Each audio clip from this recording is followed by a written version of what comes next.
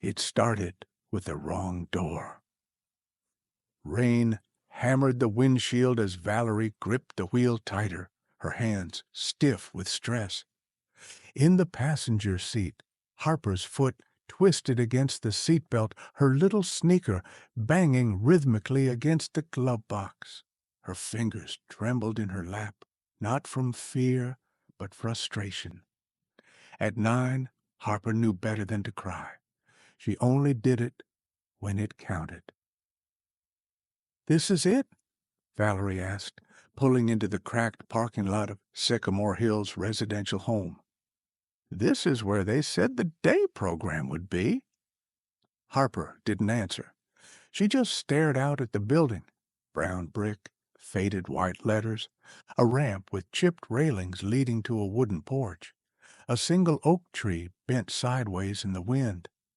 It didn't look like a children's center. It didn't look like anything Harper wanted to walk into. Valerie sighed. "Just until 3, I have interviews. You know I wouldn't." "It's for old people," Harper snapped. Valerie flinched. "They said it's a mixed-use facility. They have supervision. There'll be someone." Harper didn't move. So Valerie got out first, ran around, opened the door, and helped her daughter down carefully, gently adjusting the metal braces on Harper's legs. One brace squeaked as Harper stepped onto the pavement. She hated the sound more than anything. Inside the front hall, the air smelled like warm soup and bleach. Fluorescent lights hummed overhead. No bright posters, no games. Just a long wooden bench, a coat rack, and 2 wheelchairs parked like sleeping dogs beside the elevator. A nurse in mint green scrub looked up from behind the front desk.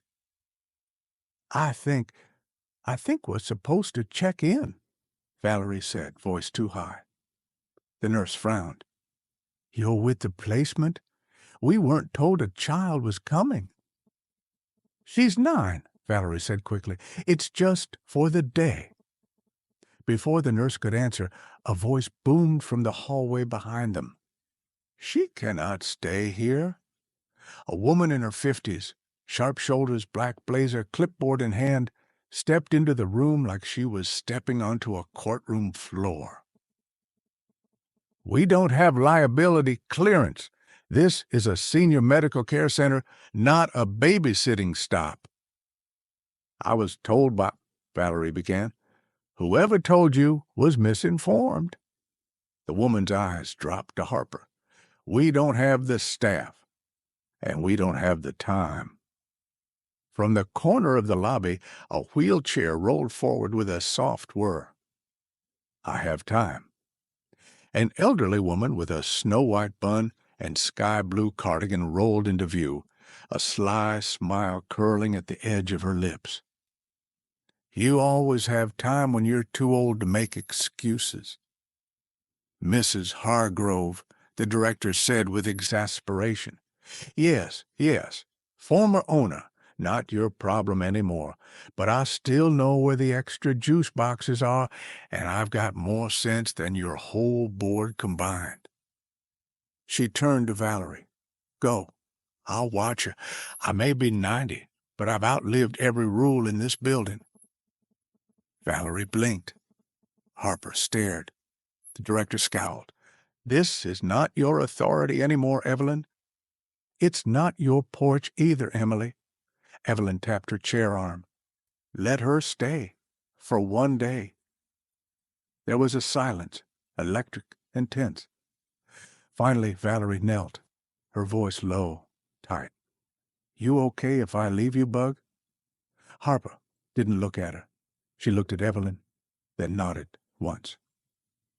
As Valerie slipped out the door, Harper turned slowly and limped toward a small hallway lined with beige chairs and bookshelves. She could feel eyes on her, not just Evelyn's, but the others. A man in a neck brace reading a war novel. A woman with an oxygen tank painting her nails lavender. 2 men playing chess with the pieces upside down. They all looked up, silent, curious. A child didn't belong here. Harper didn't care.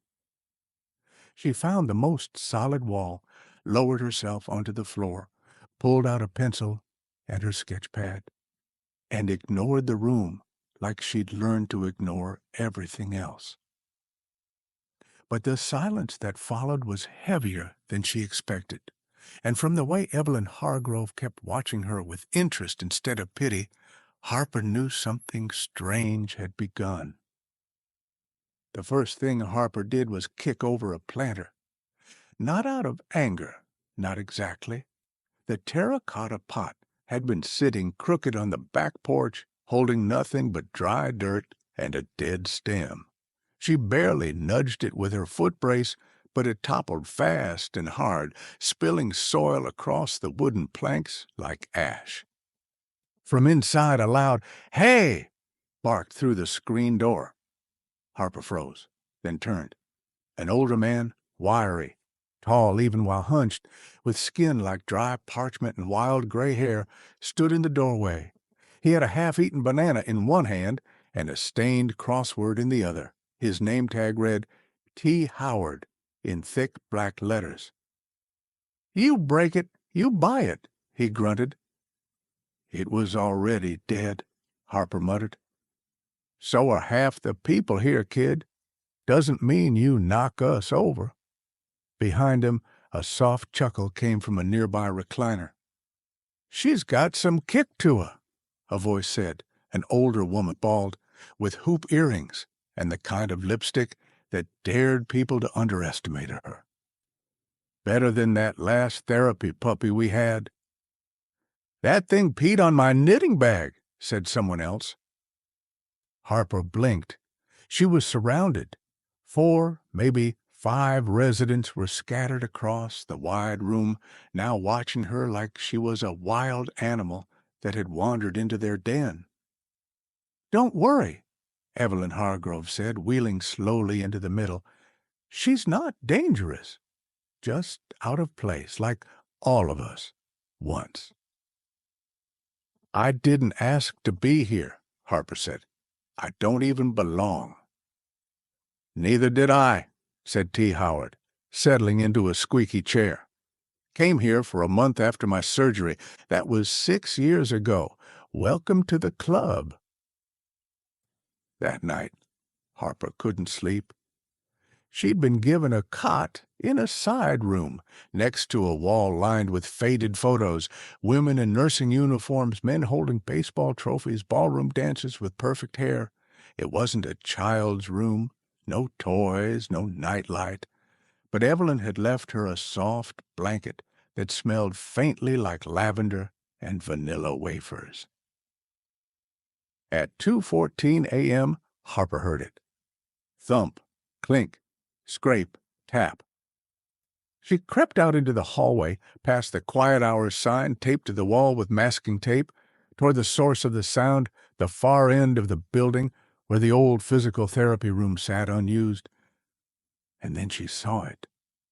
Evelyn Hargrove, alone, in her wheelchair, balancing on one arm, gripping the railing, bolted to the wall with the other, trying to lift herself. 1 inch, 2. Her legs trembling under faded pajama pants, her face slick with sweat. She slipped, gasped, fell into the chair again. Harper stood frozen in the doorway. Evelyn looked up. "You saw that, huh?" Harper nodded slowly.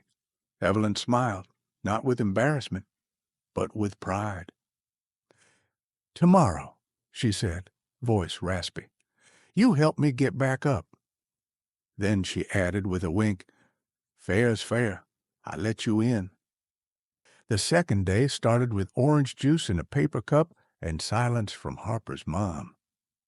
No message, no call, just a text from an unknown number sent at 4:11 a.m. "Emergency double shift. I'm sorry. Evelyn said you'd understand. Back by tonight. Promise." Harper stared at it, then turned the phone screen off and tucked it into her backpack. She sat at the long breakfast table while the others slurped oatmeal and picked at scrambled eggs, occasionally glancing her way with curiosity that had softened slightly, like maybe she wasn't a storm anymore. Just a cloud they could get used to. "She's not coming?" Evelyn asked gently, wheeling up beside her. Harper shrugged. "Then we make today count," Evelyn said. "Come with me." The hallway hadn't changed overnight, but the energy had. The dull handrails along the wall had been wiped down. The mirror streaked yesterday now reflected them both. Evelyn in her faded red robe, and Harper in leggings and a long-sleeved shirt with unicorns doing yoga poses. She felt ridiculous, small, unready. "I can't even walk without the bars," she said. Evelyn gripped the rail. "Neither can I." Together they stood. Harper braced herself with both hands. Evelyn lifted herself halfway, wobbled, steadied. The room was quiet, but electric. T. Howard passed by with his walker. "What is this? Morning gymnastics?" "Rehabilitation," Evelyn said, "for both of us." He scoffed. "Next, you'll be teaching her tap dancing." "No," said Evelyn, "just to balance." And so it began. Step, pause, grip, step, fall. They laughed. They tried again. And somewhere down the hallway, someone in room 2B rolled forward in his chair, watching. At 11:03 a.m., the manager showed up. She was young, pressed, and pinched at the corners of her mouth. Her name was Miss Lambert, and she didn't smile when she entered. "I was told there's a child staying here. That's not authorized." Evelyn faced her calmly. "She's not staying. She's visiting while her mother works. It was cleared with Central." "It's not cleared with me." Harper stood frozen near the doorway, one hand still clutching the rail. Miss Lambert noticed. "And why is she walking on a physical therapy hallway without medical supervision? What if she falls? What if there's a liability issue?" "I'm supervising," Evelyn said. "With respect, Miss Hargrove, you're no longer in an official caretaking role." Harper's chest tightened. "I'm not staying," she said quickly. "She just needed help for one day." Miss Lambert sighed. "One day has passed." Then she turned to Evelyn. "Make sure she's gone by tonight." That evening, Harper didn't go to the hallway. She sat in the recliner room, knees tucked up, watching reruns of a 1970s game show no one else paid attention to. T. Howard passed by, then doubled back. He didn't say anything, just set something on the table beside her. A pair of foam hand grips, the kind gymnasts used to build finger strength. No note, no smirk, just a small gesture from someone who claimed not to care. When she looked up, he was gone. And Evelyn, from across the room, smiled faintly as if to say, "They're starting to get it." Harper wasn't supposed to be there on Wednesday. "I'll only be here a little," she whispered, slipping into the kitchen before breakfast. "Just until Mom picks me up." No one nodded. No one protested. But no one stopped her either. Evelyn met her in the hallway, already in her sweater. A folded newspaper sat in her lap, untouched. "You should go," Evelyn said softly. "It's not right."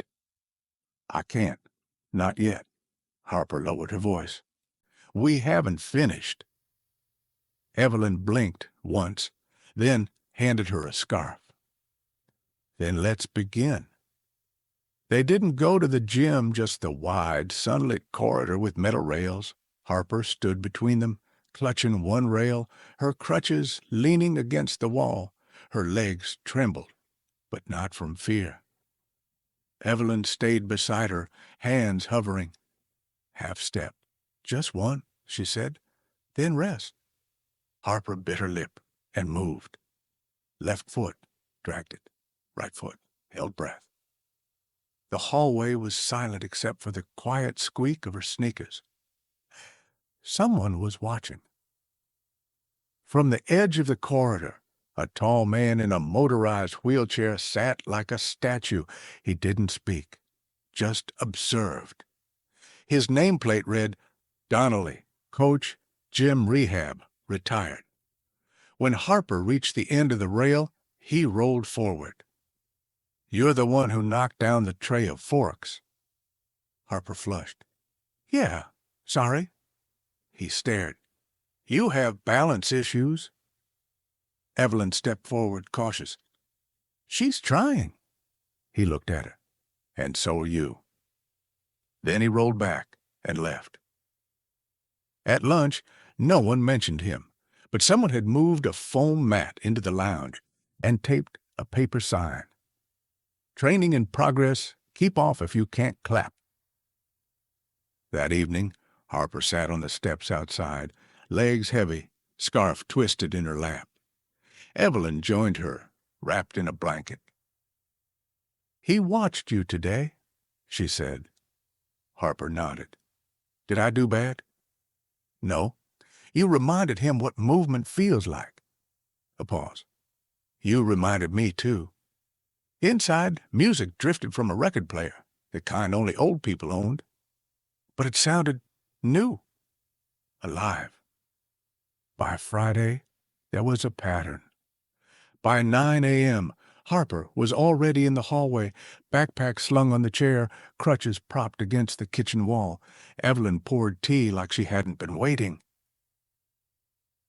By 10 a.m., the hallway railings became a track. Harper walked, paused, walked again. Evelyn hovered nearby, one hand on the wall, the other always ready to steady. And by 11:30 a.m., Coach Donnelly arrived. He never said hello, just nodded and clicked on a small stopwatch that no one had seen him wear in years. He never shouted, but when Harper began to lean too much on her arms, he rolled closer. You're cheating your legs. That's fear, not fatigue. Harper blinked hard. I'm not afraid. He raised one thick brow. Then prove it. Half step back. Stand still. Count to 3. And he did. Each day ended the same. Evelyn massaging Harper's calves with mint balm, Coach muttering about posture, and someone else new watching silently from a doorway. It was Doris, former nurse, who brought Harper a headband. Lyle, once a carpenter, who fixed a loose board where she tripped. Even Milton, the retired dentist, offered up a jar of jelly beans for post-workout morale.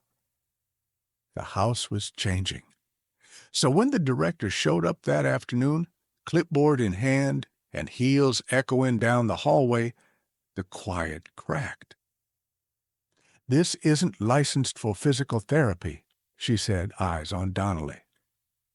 Then call it hope, he muttered. You are not authorized to supervise minors, and that girl should not be here. Evelyn pushed herself upright from her chair, one hand braced on the kitchen counter, her voice steady. She's not here as a patient. She's here as my guest. This isn't a playground, Miss Warren. Liability is real. Harper stood frozen, still holding the rail. Her legs had done so much that day. They wanted to buckle now. We'll stop, Evelyn said, but her voice shook. Harper shook her head.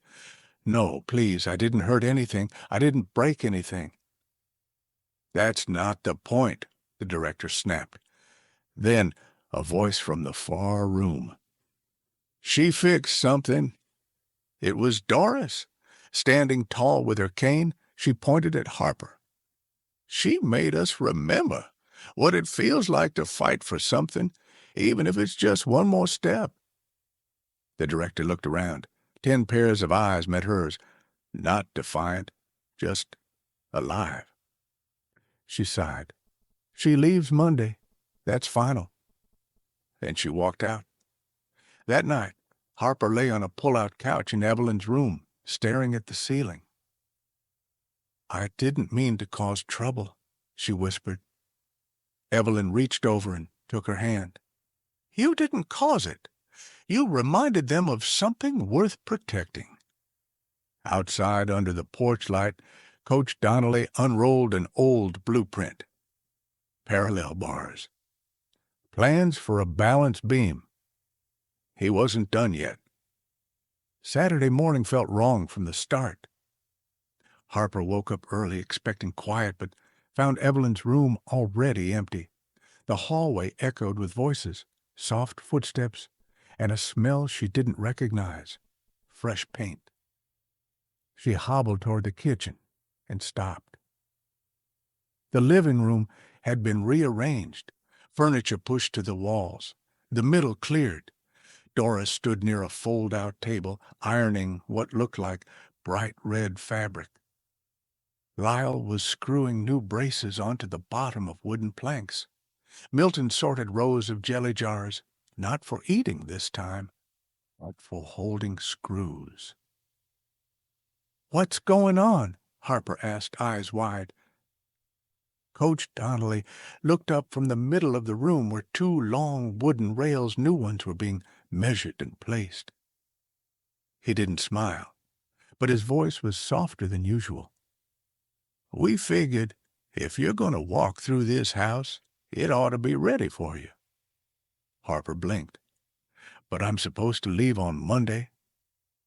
"That's 2 days from now," said Doris. "And this house has been waiting a lot longer." Then she heard wheels behind her, a new sound. A young man rolled in from the hallway, maybe 25, tan skin, short braids, loose jacket. He paused when he saw Harper. "That her?" he asked Donnelly. "Yeah. Harper, meet Elijah, my grandson. Drove in from Sacramento last night." Elijah gave her a slow, kind smile.